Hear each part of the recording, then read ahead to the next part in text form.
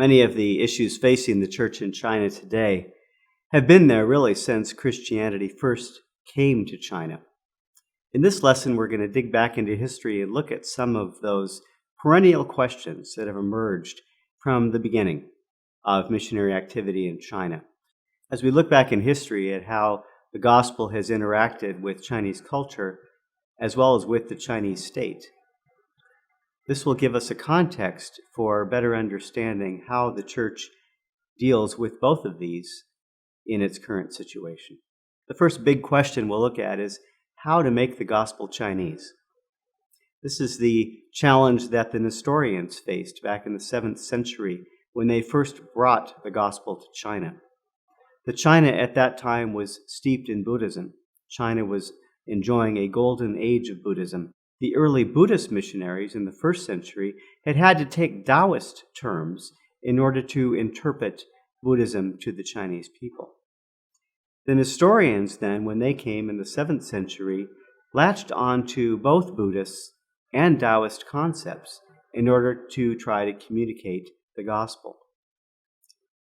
As we see from the Nestorian tablet, which is currently on display in Xi'an, the gospel that emerged was very much the gospel of the cross and the gospel of the lotus, a mixture of Christian truth and Buddhist concepts.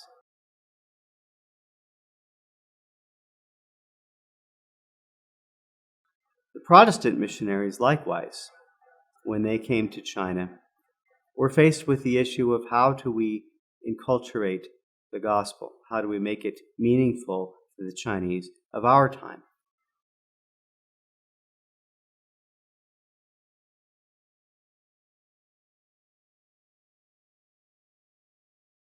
Because of Christianity's association with Western gunboats and the opium trade, Christianity, from the mid-19th century onward, was seen in many senses as a foreign invasion, a foreign religion that had been foisted upon the Chinese people for political and commercial purposes. There was a popular saying, one more Christian, one less Chinese. And so the challenge of missionaries and later of the indigenous Chinese church was how to counter that. In response to the perceived foreignness of Christianity and the influence of the foreign mission community in China, there emerged a new indigenous Christian movement in the early 20th century. In his book, Redeemed by Fire, Lian Qi chronicles the development of these new movements, such as the Jesus Family and the True Jesus Church. Today, we see new attempts to try to position the gospel squarely within the Chinese cultural context. Chan Kei Tong and Charlotte Fu, in their book Faith of Our Fathers, attempt to show that Christianity actually resonates with China's long cultural and religious tradition. In fact, they would say that the ancient Chinese actually worship God in a very similar manner to that prescribed in the Old Testament. According to Chan Kei Tong and Charlotte Fu, if we look at Chinese characters, we can see that many biblical events were known to the ancient Chinese, as evidenced by what we see in some Chinese characters. The Chinese character for the word large boat, chuan, for example, contains the character for the number 8. It also contains the word ko, or mouth, which is often used to measure population. And so here we have this idea of 8 people in a boat, seemingly referring to Noah's Ark and the Noahic flood. In their book, Faith of Our Fathers looks at the traditional conception of God in Chinese literature, comparing that with the biblical idea of God, and finds many similarities.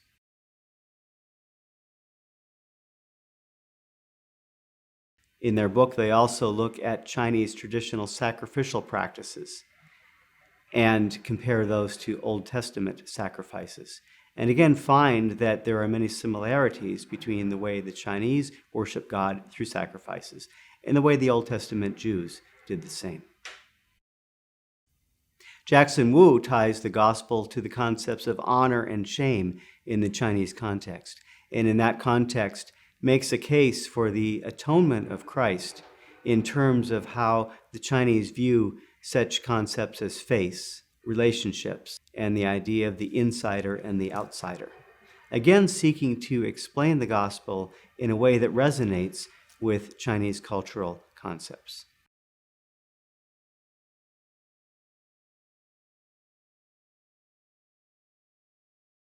The second perennial question is what to do about the ancestors.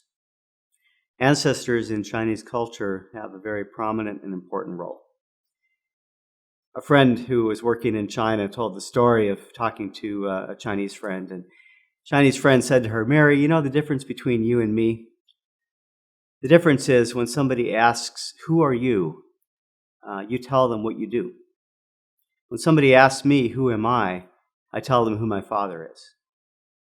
Chinese identity is rooted in ancestors, in lineage, in who's related to who.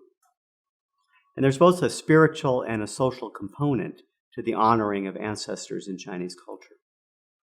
From a spiritual perspective, ancestors are seen as still with us in a sense, and able to intervene for good or evil in our lives.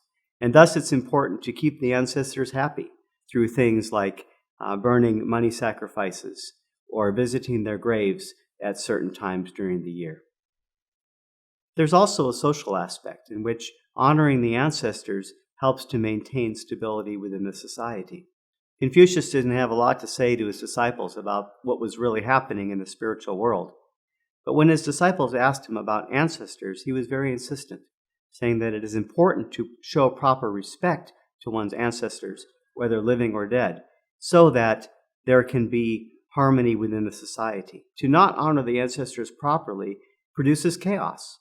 Chaos in the spiritual realm, where the ancestors are not happy, and chaos in the social realm, where relationships get out of hand because proper respect is not being paid. This was the challenge then when Jesuit missionaries came to China and encountered Chinese for whom paying tribute to ancestors was very much an important part of their life. The Jesuits' response was to say that this paying honor to ancestors did not really constitute idolatry. The Dominican and Franciscan missionaries, however, differed from the Jesuits in this regard. They saw the ancestor practices as a type of idolatry, and they believed that to be a real Christian, one must cease paying tribute to the ancestors.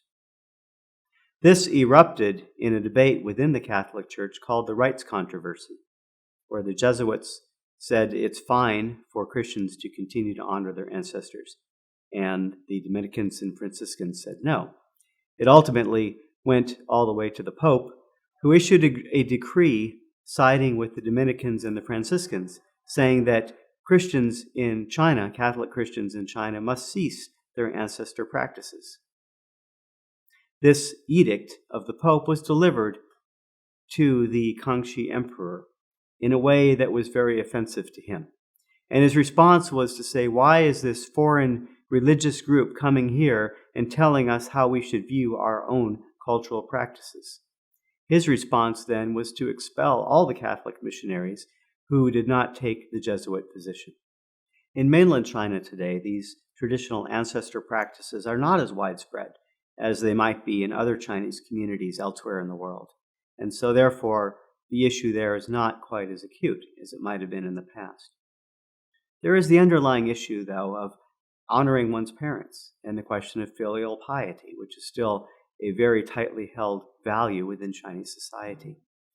If a child becomes a Christian, for example, how much sway do the parents still have over that person's life? We see this today in examples of Christian young people who may want to enter full-time Christian service, but might encounter great pressure from their parents not to do that. And they have to answer the question, do I still honor my parents in this case, or do I honor what I believe God is calling me to do? The Rites Controversy highlights the third perennial question, which is the relationship between the church and the state in China. Clearly, the emperor saw himself as above the religious establishment, or any religious establishment in China. This has been the case throughout Chinese history.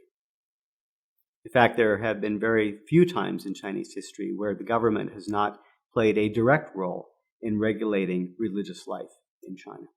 Now, traditionally, the Chinese government would be seen as the one that establishes what is orthodox belief or faith. And in traditional China, that was Confucian orthodoxy. And so it was up to the government to ensure that Confucian orthodoxy was properly taught and understood. Beneath that, we had Buddhism, which was seen as heterodox, but was tolerated by the regime because it was widely held and widely practiced by the nation. Then we have the non-tolerated sects, various Taoist and other religious groups that emerged throughout history, which the government would seek to actively stamp out, or at least to actively control.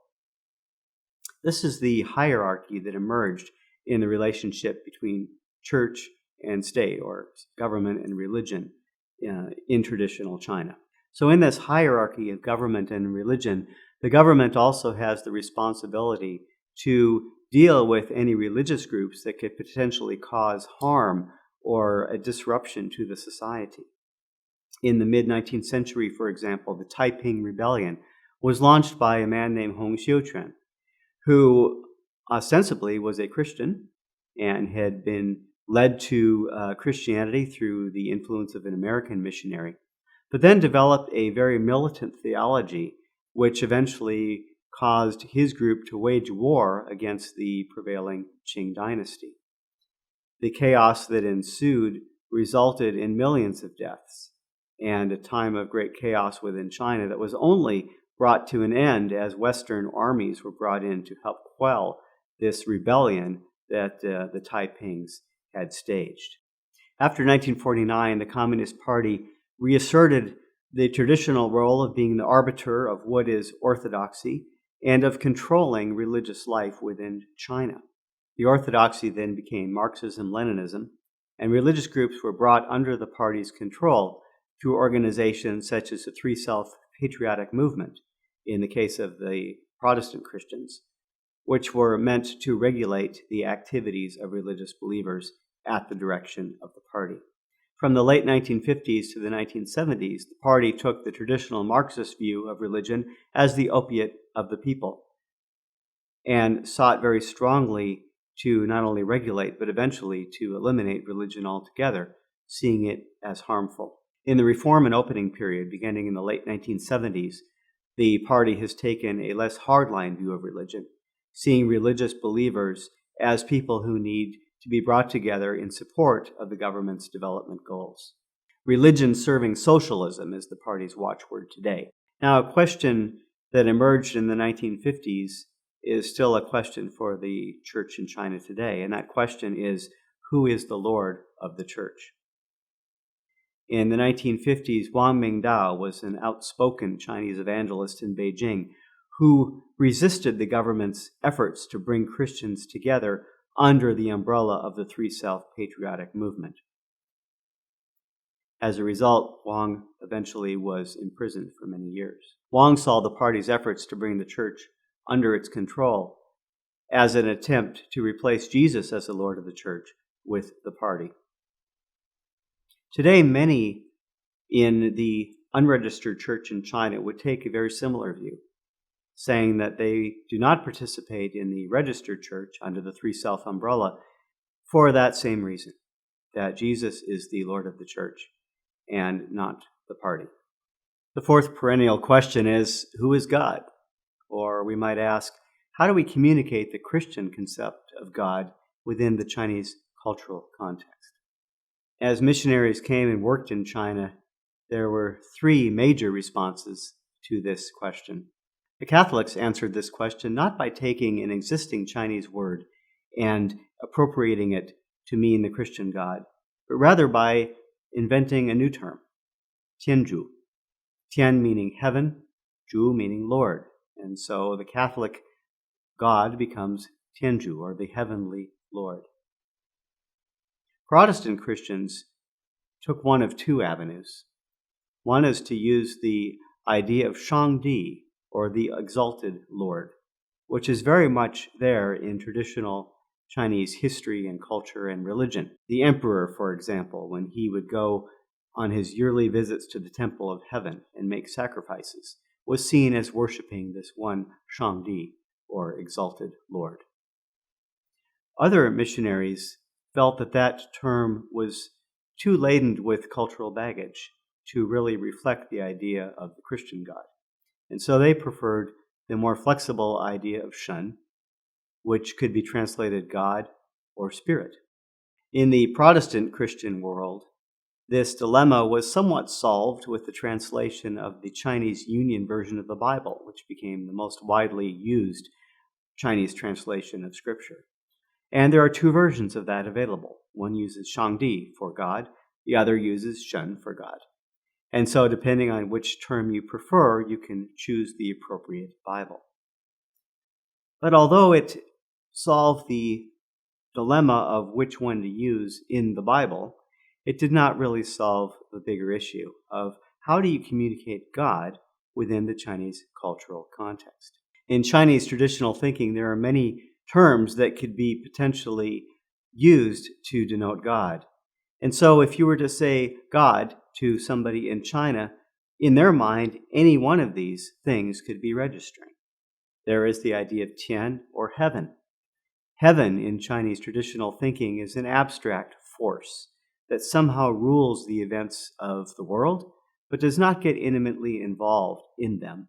Much less does heaven get intimately involved in the lives of individual people. The Buddha is another figure that might come to somebody's mind when you mention God. There are also many, many local gods. For example, in southeastern China, in the province of Fujian, Mazu is a very popular deity. Now, the local gods can be very useful, and so often, traditionally, people would go to their local temple if they needed help to pass an exam, or if a woman wanted to have a child and was not able to conceive. In the Chinese pantheon, we also have the ancestors, who are still seen as having the ability to bring both blessing or to bring curse, depending on how they are treated. The People's Republic of China is officially atheist, and so among many intellectuals, if you mention God, they might simply think that you're thinking of a figment of your own imagination. To them, God does not exist. The ways in which we seek to explain God from a Western Christian perspective might actually cause more confusion or more consternation in the minds of people who we're trying to communicate with. We often talk about God as the Father, for example. But in many Chinese families, the father was distant. The father was authoritarian. The father might have been mean, or the father might have been largely absent. And so to talk about God as the Father in that context may not produce very warm feelings toward God. We might also talk about God as creator. But again, if we're talking to intellectuals, that would be seen as problematic because they do not believe in a creator. Similarly, we point to the person of Jesus Christ as the incarnation of God on earth.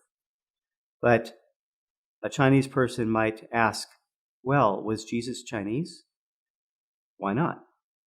And so, therefore, we might be seen as promoting a foreign god in China, and people might have a hard time accepting the fact of Jesus because he was not Chinese. As this missionary quote from Andrew Kaiser's book, Voices from the Past, points out, it is one thing to learn the Chinese words and concepts. It's another thing to really master the meanings behind them. We may be saying one thing, but we may be communicating something else.